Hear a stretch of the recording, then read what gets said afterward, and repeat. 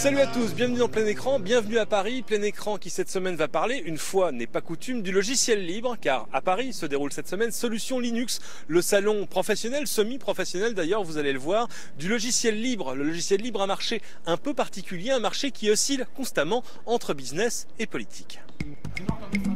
Solutions Linux, c'est le rendez-vous français des professionnels du logiciel libre, ses systèmes et ses outils souvent gratuits, développés, améliorés et partagés en ligne.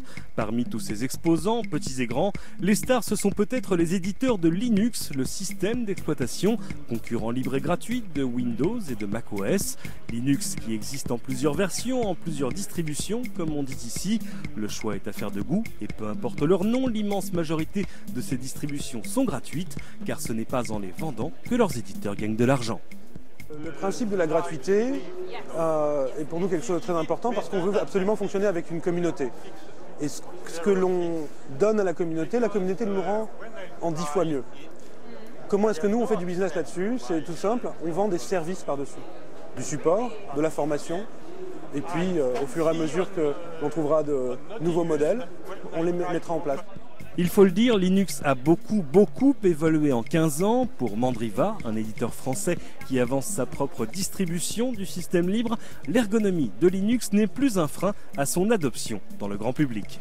Au départ, on s'est adressé à des utilisateurs finaux, on s'adresse aujourd'hui à des entreprises avec cette même volonté de rendre accessible le système d'exploitation Linux aux utilisateurs, qu'ils soient administrateurs système ou Monsieur Durand sur un ordinateur à la maison.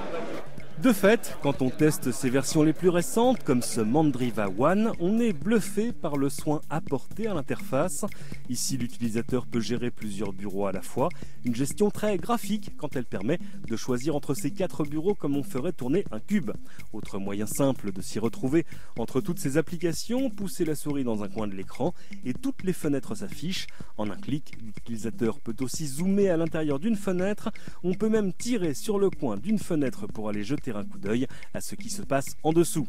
Pour le reste, le menu de démarrage et les applications fournies en standard ne dépayseront pas les utilisateurs habitués à Windows. En fait, ce que Linux offre en plus dans ses différentes versions, c'est surtout le choix, beaucoup de choix. Si cette interface ne vous plaît pas, libre à vous d'en choisir une autre. Détail qui tue, ce système Linux, nous n'avons même pas eu à l'installer pour le tester. Il a suffi de démarrer le PC à partir d'une clé USB.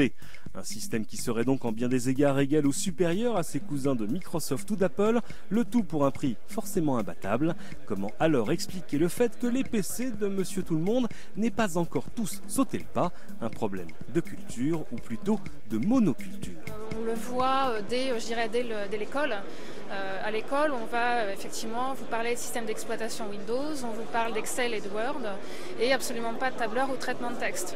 Donc dès lors qu'on on réussira à parler de tableur et de traitement de texte, c'est que effectivement on aura perçu l'existence de cette alternative. On est aujourd'hui encore un peu en retrait malgré tout à ce niveau-là.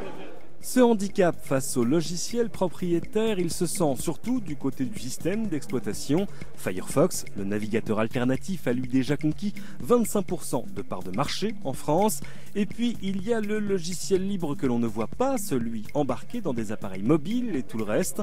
De quoi garantir que même si vous n'avez jamais installé Linux, vous avez déjà forcément utilisé un logiciel libre, même sans le savoir. Déjà, tous les gens qui utilisent qui accèdent à Internet passent par du logiciel libre. On n'a pas d'infrastructure Internet sans logiciel libre, c'est le logiciel libre qui fait que Internet existe.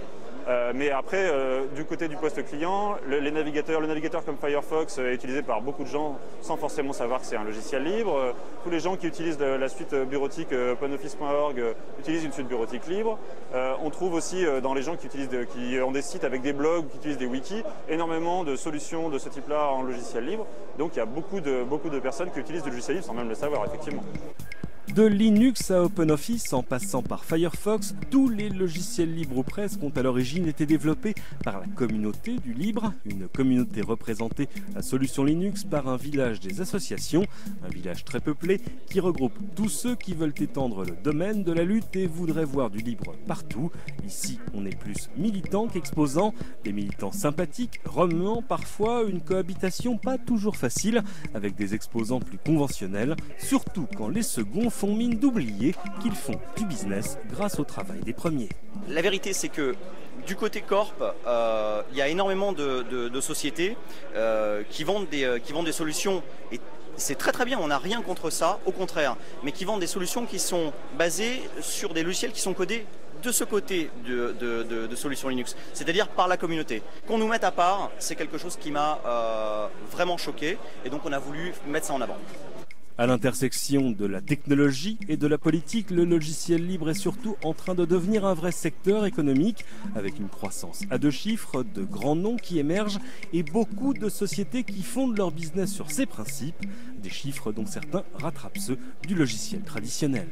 La base est restée militante, les développeurs de base sont restés toujours aussi militants, on les entend toujours autant, ils font beaucoup de lobby à Bruxelles, à Paris, donc eux ils sont toujours là. En revanche, ça s'est beaucoup plus structuré effectivement au niveau des affaires, des relations économiques, puisqu'on voit des fonds d'investissement qui mettent énormément d'argent dedans, on voit des modèles économiques assez différents qui fonctionnent plutôt bien avec des sociétés rentables. Et 1 milliard pour MySQL, par exemple, c'est une énorme valorisation au vu du chiffre d'affaires que génère aujourd'hui la société. Donc les perspectives de croissance sur ce marché de l'ordre de 26% de croissance par an, ça fait rêver les investisseurs et les sociétés de l'ancienne économie qui veulent mettre le grappin sur des relais de croissance potentiels dans le logiciel libre. Ces startups du libre, on les trouvait dans les allées du salon. Un exemple parmi d'autres, celui de Talend, éditeur d'un logiciel plutôt compliqué qui extrait des données de vos systèmes d'information. Bref, un outil pas très grand public, pourtant téléchargé 250 000 fois en 18 mois. Passé dans le même temps de 2 à 60 employés et de 0 à 2000 clients, Talend croit dur comme fer et on le comprend aux vertus économiques du modèle libre. La puissance en fait de l'open source, c'est qu'on est capable aujourd'hui avec l'internet, puisque l'open source en fait, le plus gros levier de l'open source, c'est la viralité, c'est la communauté et c'est l'utilisation d'internet. Donc c'est une formidable opportunité pour un marché comme la France qui produit des ingénieurs à haute valeur ajoutée de pouvoir être visible dans le monde entier. Donc